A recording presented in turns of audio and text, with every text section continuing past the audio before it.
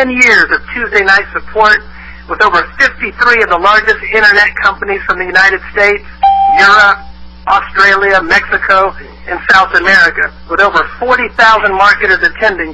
So, John, are you there? I certainly are. Thank you. All right. Well, glad you're on. Okay. What we want to do tonight is we're going to make some calls, and we're going to answer all the questions. And I realized with it being 8:30 on the East Coast, and I've gone through some lists of leads, that we're going to have to jump right into making our calls in order to try to catch people before it gets too late to call them. And I thought it would be nice if I shared with you, when I get my list of leads to call tonight, the first thought that goes through my mind is, I got to do something about all these ding-dongs on here, so let me get rid of all these noises. Hang on a second.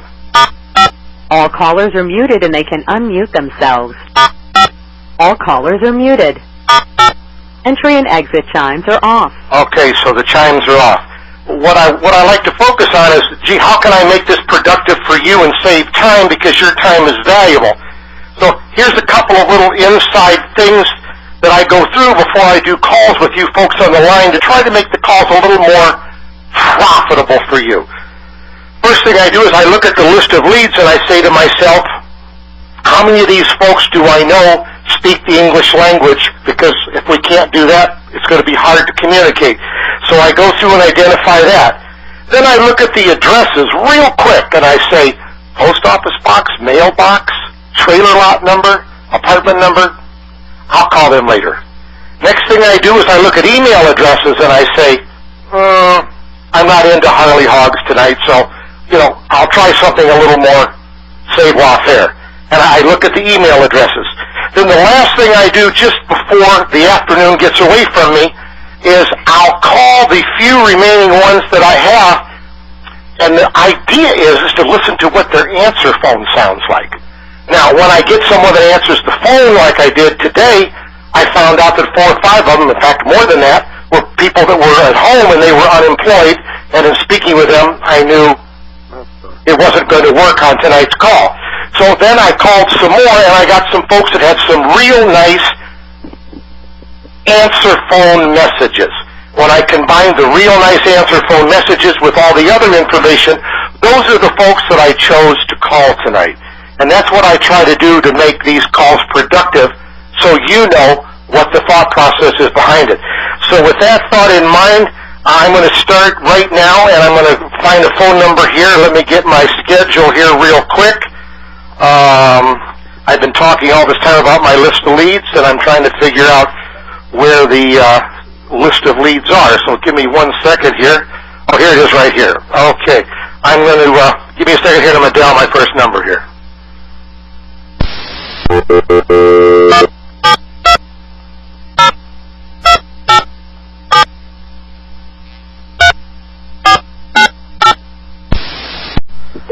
Okay, I'm calling a fella named Raymond, and he's in the Mountain Time Zone.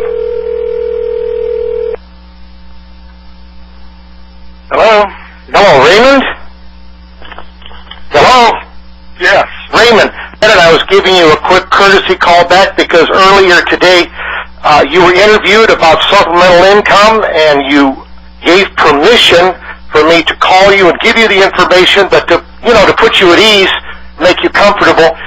Raymond, I'm not a salesman. I'm not a telemarketer. I'm not going to ask you for any money, and I promise I won't try to sell you anything. So with that thought in mind, how can I help you? And, what made you fill out these forms and go through these interviews? Well, John, first of all, let me say I'm glad you're not going to try to sell me anything because, frankly, I don't know where you got my name from. I did answer something online, and frankly, I have been looking to make a little more money from home. But I tell you what, John, no disrespect, but you're like the 10th person that's called me already on this supposedly opportunity. And frankly, I've been involved a little bit now. Is this, first of all, let me ask you a question. Is this Is this multi-level marketing? This is network marketing. Yes, it is, sir. It is network marketing. Yes, now, it is. John, I've had a little bit of experience with multi-level marketing before, and frankly, it doesn't work. So unless you've got something else to offer, we might be wasting our time here. When you say, Raymond, it didn't work, could you explain why it didn't work to you? What was it about it that didn't work for you? Well, first of all, any examples that anybody has ever given me about what the business is about and about the money that you can make, all the examples are never the reality. You know, I'm not blowing my own horn here, but I've been in business before, and when I put forth the effort, I expect to get some results. And frankly, I've never seen the results from the effort that I put in. I mean, I don't know what your deal is, but you know, if they say you know, within month, you know, how much do you want to make? Within 1 month, you know, if you want to make $1,000, you can do that. But if you want to make $2,000, you can do that. All you need to do is follow these simple steps, and you know, we'll put $2,000 in your bank account. Well, it sounds good, but that's not the reality. And anything I've ever attempted with network marketing, it's never been the reality. How many opportunities have you tried, if I may ask? I've done 2 or 3 before. Okay. How long did you work each one of those? Probably. I'm going to say on the average, probably like 3 months. 3 months on each one. Okay. And they all seem to just have one common denominator. And I don't mean to jump around here, but you know, sometimes these, well, for example, how you get paid. These companies make it so difficult. I mean, you have to have a PhD in finance just to figure out how you're going to get paid. I don't know what your plan looks like, but sometimes I just think you work hard, and if you make a few sales, you take what they give you, and you never really, well, at least I haven't. I mean, you never really understand how the heck you get paid. Even though there's 10 different ways to get paid. Okay. With 3 unsuccessful attempts at working the business, with 3 unsatisfactory experiences, with all of the frustration that you're experiencing, why are you still looking? Well, John, I think there's just something wrong with the way that the companies present themselves. I hear a lot of greed, you know, and I still am looking for a way to make some extra income. I need to make some extra income, okay. And it seems like it would be a good way to do it. But okay. Nobody ever seems to be honest and upfront with what the reality is.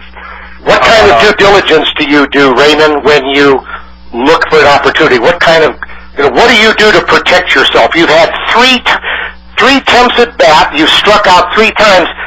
I have a feeling that you're pretty sophisticated. So, what do you expect now that you didn't get before that would have to make you comfortable in order for us not to conclude our conversation right here and now? What do you want? I would like somebody to be upfront and honest about what the opportunity really is, the amount of work that it really is, and what it takes to actually make some money on the compensation plan. Okay. You know, everybody, you know, the last company I was in said they had a terrific coaching program. You know, that would kind of take you by the hand, lead you along, give you some good advice from people that have been successful. And frankly, the coaching was a joke. The coaching consisted of, okay, make a list. Sure, make a list. Make a list of everybody you know. Sell everyone you know, family and friends, on the products that, frankly, they could probably get cheaper at Costco. So I know that they're sincere, but it's like they want to get you to sign up everybody that you know. They want to take advantage of you. Frankly, I felt kind of used, John, actually. Okay. They want to use me to contact all the people that I know so that they can make more money. And then, on top of that, you go out and you do this work and you contact everybody. And, frankly, lately it seems like everybody, I don't have any friends left anyway. I'll approach people and they know that I've made an attempt at working from home before with network marketing and products, and they kind of try to avoid me now, Okay. So you're venting and you're sharing with me all of your concerns and your frustration. So how would you feel if, first of all, the first statement you made is about the money and how bogus all the promises are that they made to you? Do you remember when you made that statement? Absolutely. Okay. How would you feel if you were responded to in this way? Raymond, the amount of money that I make has nothing to do whatsoever with what you can make. And quite frankly, Raymond, I don't know how much you can make because I don't know what your capabilities are. Only you know, and you'll have to accept responsibility for whether or not you are comfortable enough to believe that you can make money in the business and not rely on anybody else but your own capabilities. How would you feel if someone said that to you? Well, nobody's ever said that. It's your business. It's your business. It's not the person that sold it to you. Okay? So you have to accept responsibility. And the next question should be is, if I'm going to take this risk, well, let's go back to that. How do you feel about what we just said? Well, at least you're being honest. Okay. At least you're being honest, and that would be more than I've ever experienced before. Okay. And so that would be a good place to start. I'll tell Okay, you that. let's start with the first step of trust and the first piece of honesty. Let's go to the next piece of honesty. And that is that why should you ever get involved in the business again, Raymond, if you don't have a chance to do more than you did the last time to keep from quitting after 90 days? Did you quit your job after 90 days if your boss sucked? No. How long did it take you to learn how to do your career, whatever you do? Did you master everything in 90 days? No, absolutely not. So listening to some of these claims of the people that I've talked to here recently,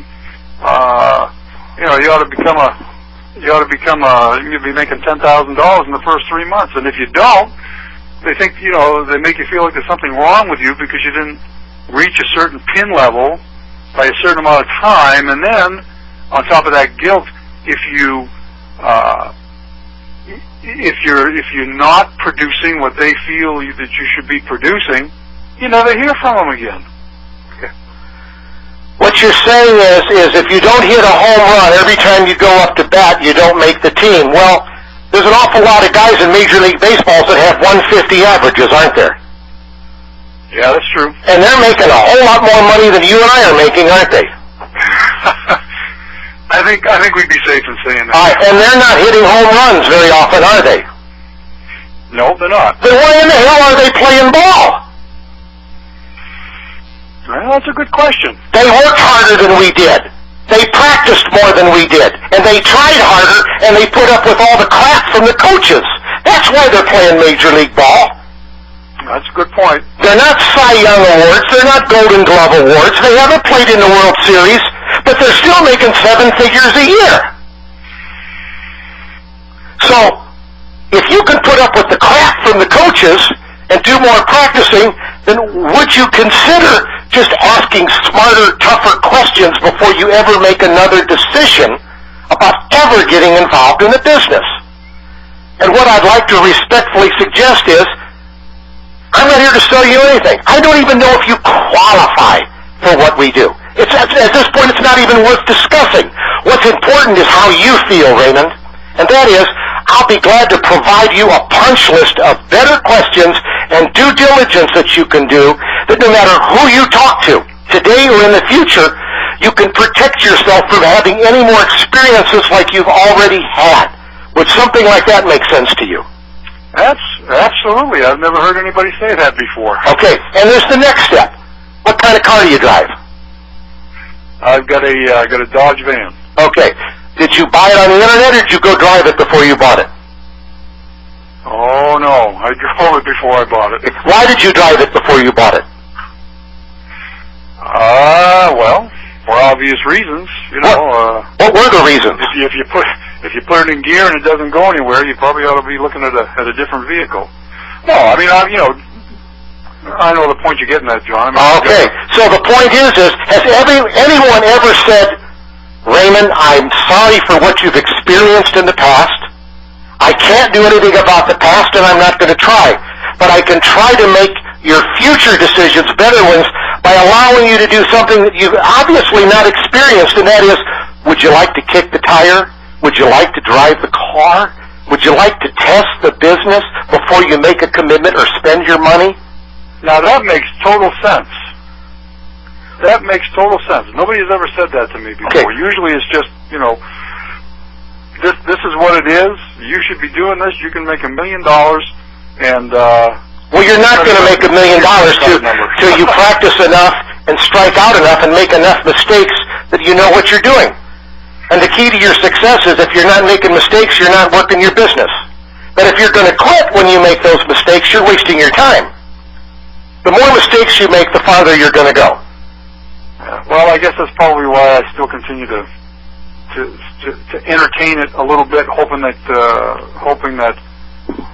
not just the right opportunity, but hoping that the right person, the right people would come along. Okay, let's explore this just one more step. When you started your business, what other issues in your businesses set you off? I heard support. I heard unrealistic expectations and promises of income that were unrealistic. What else set you off? Well, I think so, just like one of the things I just mentioned a little while ago. It's like if you, if you want us to help you, then you better start showing results immediately. You better be one of the ones that are going to walk across the stage, because I don't have time to waste with anybody that, is not going to go out and do the work and produce. And I don't know, if someone said that to me, I'd say thank you, but no thank you. I'd walk away. Because they're giving me an ultimatum. That's after you get in, Well, then ask the question beforehand, so you don't ask it after the fact. So what kind of ultimatums? What kind of criteria? That question. Does that make sense to you? Yeah, that does. That makes sense. Okay, just say, look, I've been down this road before. If I'm going to hear any of this, I'm not interested. I want to know what you're going to do for me first before I do something for you. Exactly. I mean, I know with my job, hey, if it's to be, it's up to me. But how about just a little more support? Okay. What else happened in your business that bothered you? Anything about the opportunity or the business, product, anything? Is there anything that frustrated you? Well,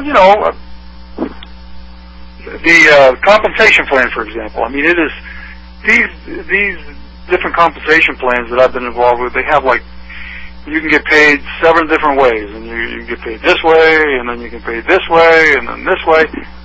You never know what the heck you're doing in sales. You never know where the bonuses are coming from, or how much more you have to do to earn this, or how much more you have to do to earn that. It's too confusing, and nobody ever took the time to really sit down and explain the whole thing, or strategy. It's like you sign up and that's it, then you're on your own. All compensation plans are confusing. I've never seen one that isn't. Okay? But the point is, if you're going to work the business like a business, not a hobby, all I ever focused on is what am I doing today am I making any money, and am I moving forward? And believe it or not, the rest of it took care of itself in time. In fact, all the years that I worked the business, I didn't understand the higher levels of the compensation plan until I got there. It didn't matter when I was only making $350 a month, but it sure mattered when I was making $3,500 a month. I wanted to know how it worked then. Absolutely. So you've had positive experiences then. Oh, I had shitty experiences, but I turned them into positive ones. I've worked at business and quit. Absolutely. We've all quit at one time or another in our life. Some people have quit multiple times. The point is, did you learn anything from your mistakes, or are you just going to sit there and complain about it? If you want to do something about what's not worked for you, then we need to make a plan to resolve your issues before you ever look at a business again. If it's auto ship, if it's compensation plan, if it's training, support, whatever is bothering you, they all need to be resolved up front before you go any further. Well, I'll tell you what, actually it is a little bit refreshing to hear somebody talk about some of the other elements of the business besides just what the opportunity is and how much money you can make, and this is the best thing for you. I mean, you're talking about different things other than just the business. In all frankness, a gentleman I spoke to last week, or 2 weeks ago, before we went on holiday, he was livid about his auto ship because he had so much of it piled up, okay? I mean, it was a lady, excuse me, but she was not a happy camper, all right? And I asked her a simple question. How long did it take for you to accumulate all of that? She told me, a couple of years. How much have you spent? The number was huge, okay? Really big number, okay? Like $200, $300 a month for 2 years. It was close to $7,500. Wow, when I started seeing some product build up, you got a garage full of product and no friends left. I mean, what the heck? Well, I just asked her a question. I just asked her a simple question. I says, when you signed on in this business and they started talking about auto ship, did you ask them whether you had to carry the inventory or whether they were going to carry the inventory and ship it out for you? Why do you want to be their warehouse? If that's how the business works, why are you in it? Question. Okay, I said, so, ma'am, the problem is if you didn't ask the right questions, that's what's wrong. She says, oh. I said, yeah, oh. Why should I carry all this inventory? Let the company carry it. If someone wants to order something and buy something, let them buy it from the company. Let the company ship it. I'm not in the shipping business. I mean, after all, the only reason I'm interested in working from home in an MLM in the first place is to make money, not spend money, With everything,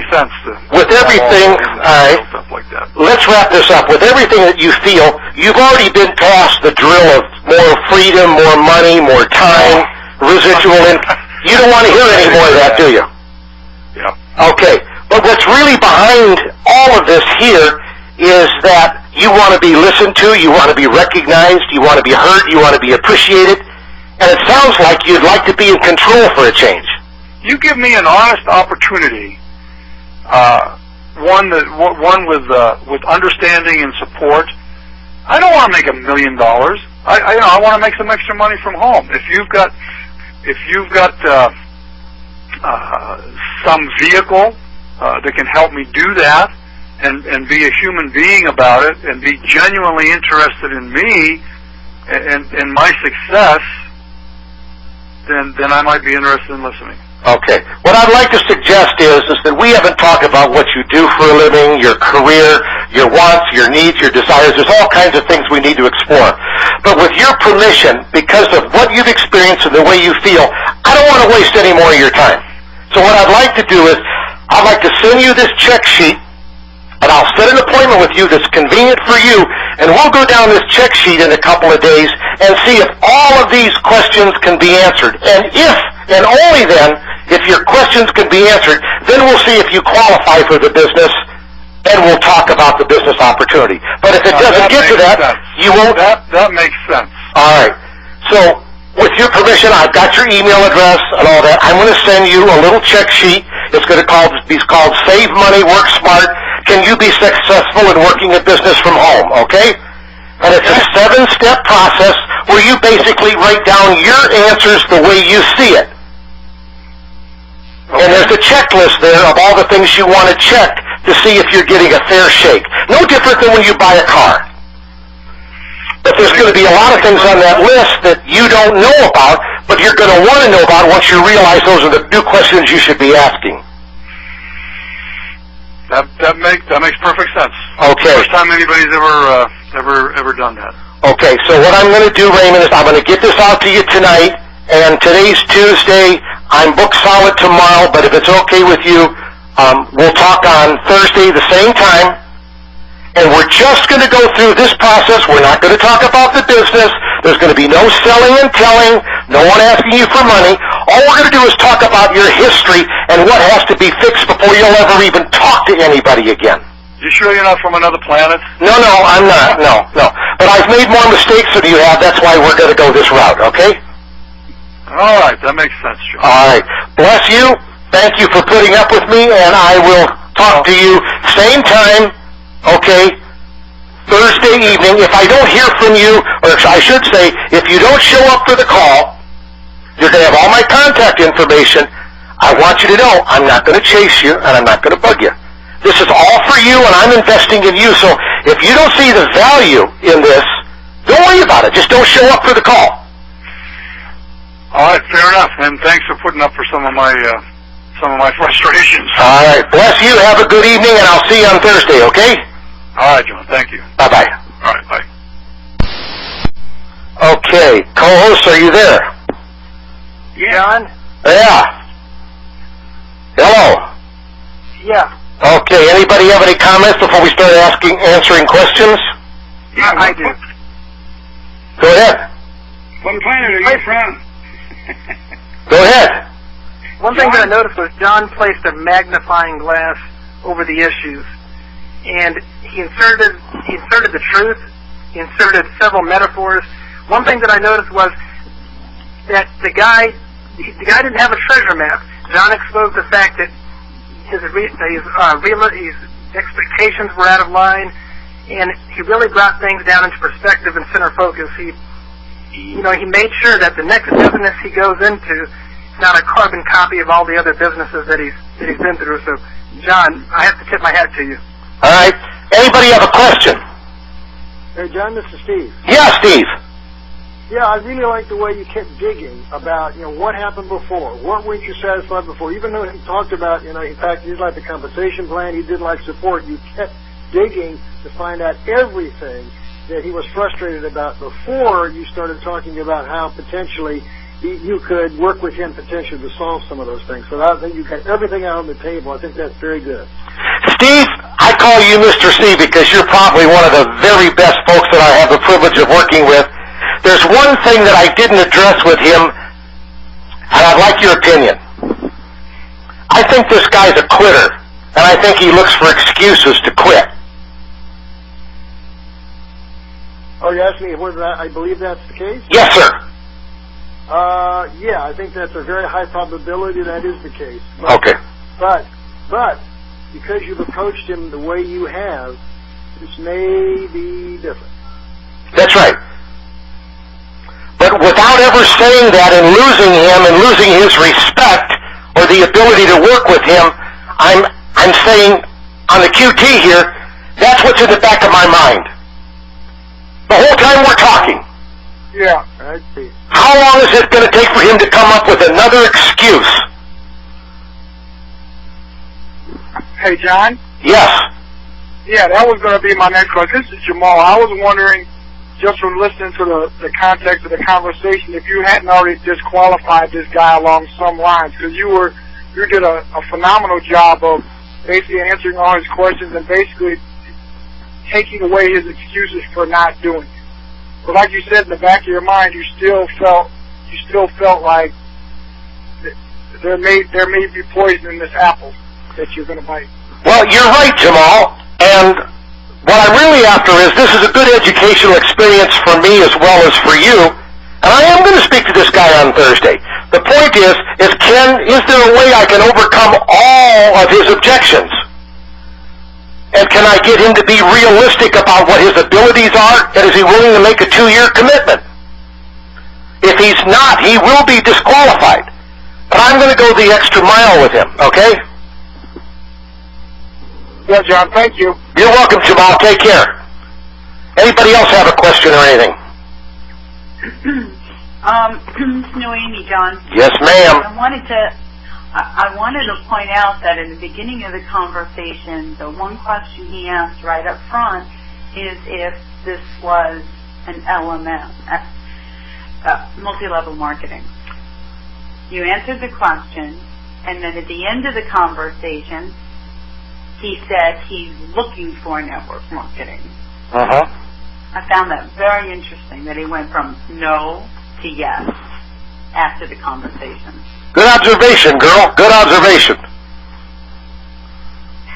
Beautiful. Anybody else have a question or a comment? John, this is Johanna. Yes, ma'am. Yeah, I really appreciated the way that you were asking his questions, the posture that you had with him, so that he respected you right off the bat in the way that you were asking questions, and he started to kind of straighten up a little bit when you were asking them in the way that he responded. But you know, some people, Johanna, when you ask questions like that, they say, oh, I couldn't do that. I can't do that. Well, why can't you do that? Well, I couldn't talk to somebody like that. Well, my question is, if you can't ask questions to try to help someone to help themselves when you see them drowning, why are you in the business? I had a teacher tell me a few months ago, she says, well, I could never do that. That's too impersonal. I says, well, how long have you been teaching school? 32 years? Well, how do you teach your students? Well, I ask them questions. Oh, it's okay for you to ask questions, but it's not okay for anybody else to ask you a question. She says, that's right. I said, well, ma'am, that's not my problem. It's yours. I can't help you, so I'm going to disqualify you. Bye.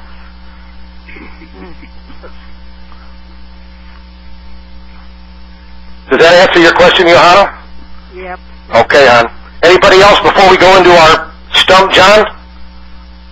John, what do you think his income, or how much do you think he's looking to make, buying into all this fluff and puff that he's been going through over the years? I think if this gentleman made $500 a month, you'd think J. Paul Getty was a paper truck driver.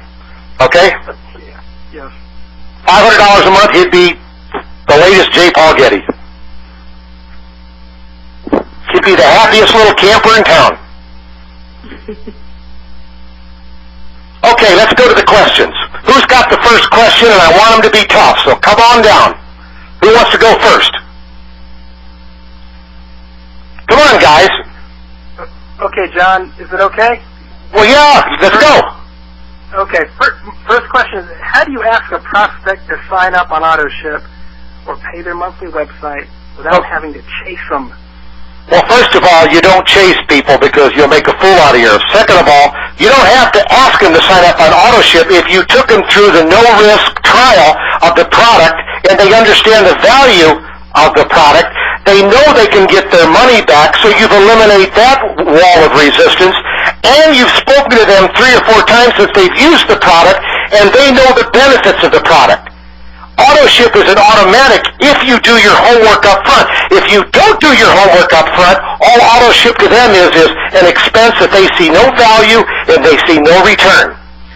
So if you can't go through the clinical trial, try the product, talk to them about what is your medical issues, what kind of health issues do you have, how long have you had them, how much money have you spent, did you get any of this money back, did you get any satisfaction, is your relief any better, what's worse? What is most important? important to you? If it was fixed, what would that mean to you and your family and your friends? What would it do for your personal relationships? If you don't know the answer to all those questions, why in the hell are you even talking to them? That makes perfect sense, John. Okay. Perfect sense. Thank you. You're welcome, old buddy. Anybody else have a question? Yeah, John, this is Joe. Going back to your previous call, what was the gentleman's name, Raymond? Yeah. I was looking at the clock and it's like, wow, you put in a lot of time with him. Now, would you ordinarily put that much time in with this individual? Because Well, Joe, a lot of people say they're looking, but they're really not looking. yeah, if it hadn't have been for, Joe, if it hadn't have been for this being a training call, or this call being on tape, and you all listening there waiting for me to fall flat on my face, I would have disqualified him about 15 seconds after he got on the phone. That's what I was thinking. Okay? But the point is, I'm here to help you to show you how to handle difficult people. Okay. Okay? That's my job. That's my obligation to you. But if I had 40 leads to call, I probably would have disqualified him pretty quick and kept on looking for someone with a little different mindset. Yeah. Does that make sense, Joe? You did an excellent job breaking them down, too. Yeah. That's a lot of work what we did tonight. But the point is, personally, Joe, I love doing that because it helps me, develop my skills to bring me up to par, to get me on top of my game. And it's interesting. It's a challenge. And sometimes it's even entertaining. You gotta smile once in a while when you're doing this business, and it's gotta be fun. And this guy was fun for me. I hope that answers your question, Joe. It sure did. Thank you. You bless you. Anybody else have a question? Hi, John. This is Vanessa. Hi, Vanessa. Hi. On that note and what you just stated, how would you handle a person who says, all of that, all about making phone calls, contacting family and friends and so forth, that just seems like a chore. It doesn't seem like fun, something they would enjoy doing. It just seems like another chore that's added to their daily responsibilities to have to do that. How would you actually address a comment like that? Perfect question. Thank you, Vanessa. I would ask them, I'd say, ma'am, are you comfortable having a conversation with someone from the congregation of your church? She's going to say, absolutely, I love it. Are you comfortable having a conversation with a friend, a neighbor, a family member? Oh, I love it. Okay. What are you uncomfortable with in a conversation? Oh, I don't like selling people. So if we took the selling out of the equation and you just had a conversation, if we could show you how to do this where you wouldn't be a salesman and prove to you that it works, would you at least look seriously at something like this since you're so adamantly afraid?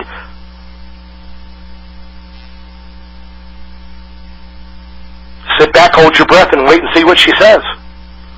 Okay. Does that resonate with you, Vanessa? Yes, it makes perfect good sense, yes. All right.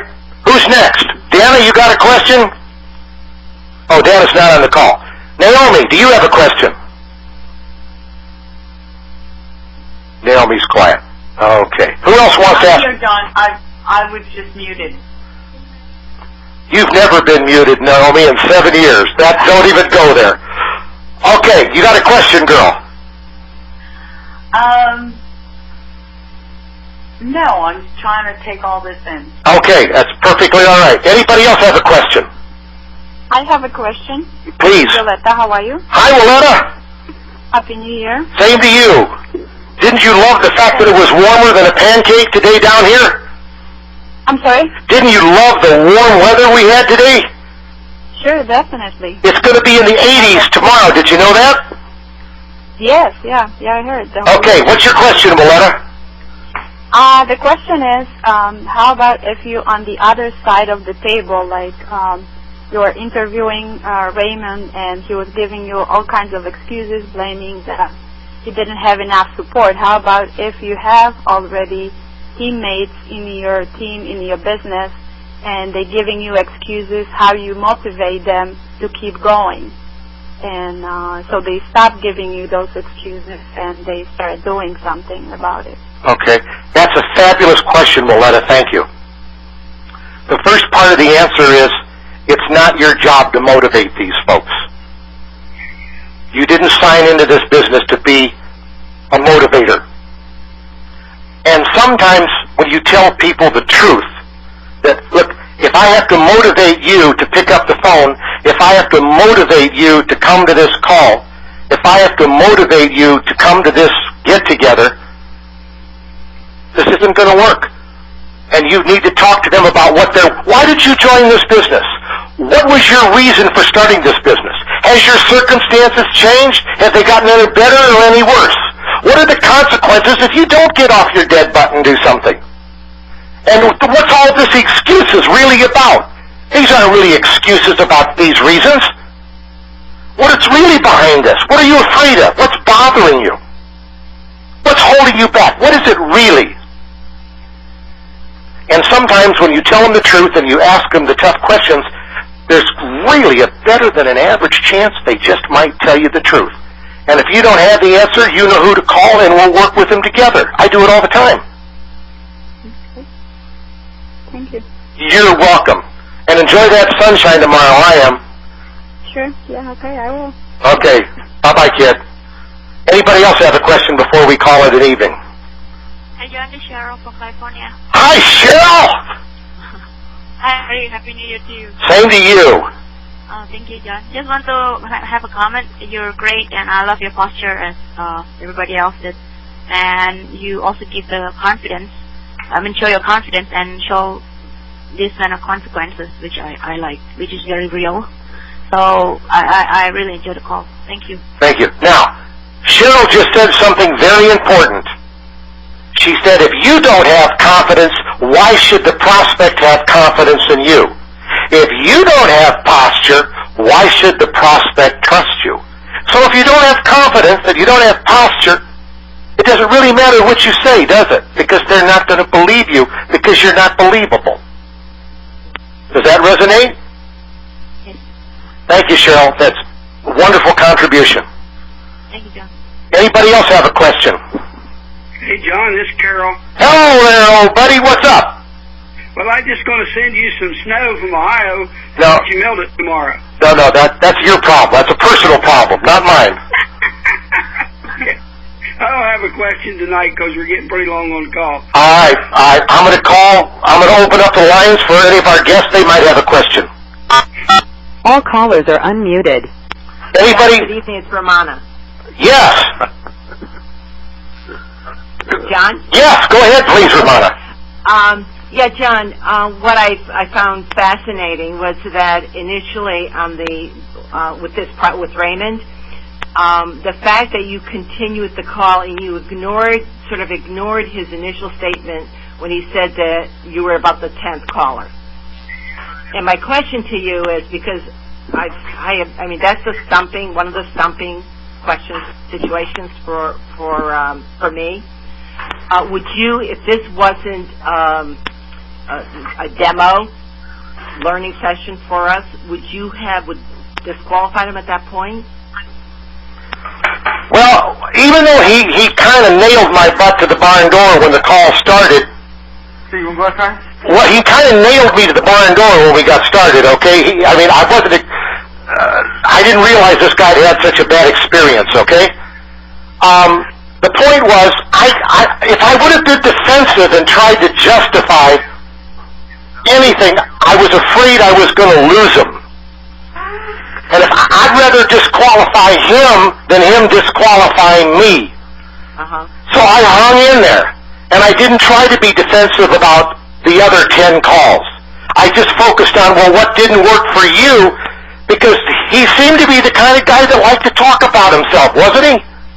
Absolutely. Okay. I found the fact that the whole conversation was so introspective on him that he may actually be a person that will have, once he goes through those qualifying questions, the self-assessment, he may either stop looking or he may have a whole new perspective on looking. That's right. But this gentleman, if I would have tried to take control of the call by talking, he would have been gone in the wink of an eye.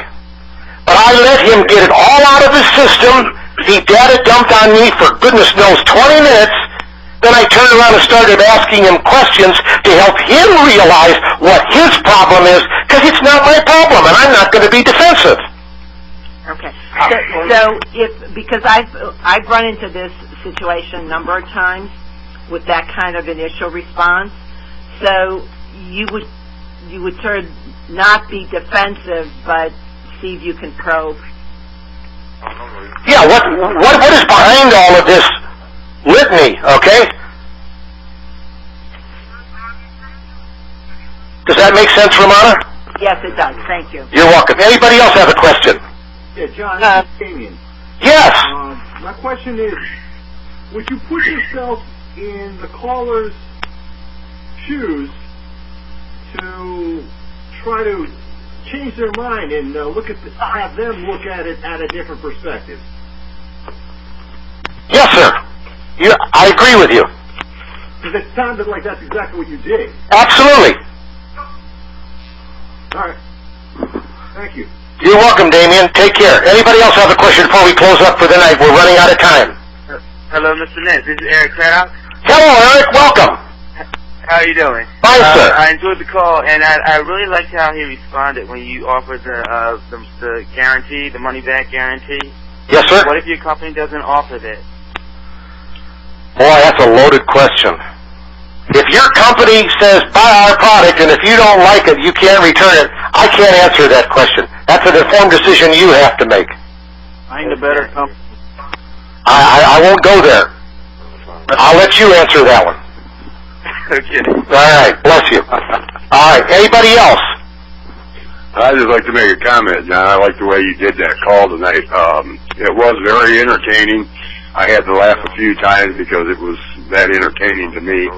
And I kind of like the way when he, just like you said, when he started into the call, he said, this has anything to do with MLM or anything like that, I'm probably wasting your time. And then you was sitting back listening and just let him talk and vent, like you said, because he did do a lot of venting, and you let him do that. And then you kind of shook him up a little bit, maybe, kind of slapped him a little bit and got him to thinking about different objectives and seeing. He said to you a couple of times, he said, I've never had anybody say that to me before. Well, with all due respect, this gentleman is not the kind of gentleman that you can tell anything to, ever. Yeah. He has to figure it out for himself. And if it's that kind of a person, you can't do it by telling, you have to do it by asking. Yeah. Well, I thought it was interesting, and like I said, it was very entertaining, and like the way you handled yourself and pulled that thing around. I mean, he actually didn't even, from the first time he started talking, I thought it was going to end conversation, but no, it went on for quite a while, and then he started, in my opinion, he started to think about it a little bit differently. Hey, I've got somebody here on the phone who's interested in me and my objectives. And you just summarized the whole call. Congratulations. You did my job for me. Bless you. The call survived in spite of itself because we focused on him first. Not my objectives, not my needs, not my wants, not my ego. It was all about this gentleman's pain. That's what got us through the call. Yep. Congratulations. Thank you for summarizing the call. Bless you. You're welcome. Okay, I'm going to call it a night because we've run out of time. We're going to do this again next week, so I expect all the co-hosts and the students to have better questions and more of them next week. Okay, everybody? Okay, sounds good there, John. Good night, everybody. Good night. Good night.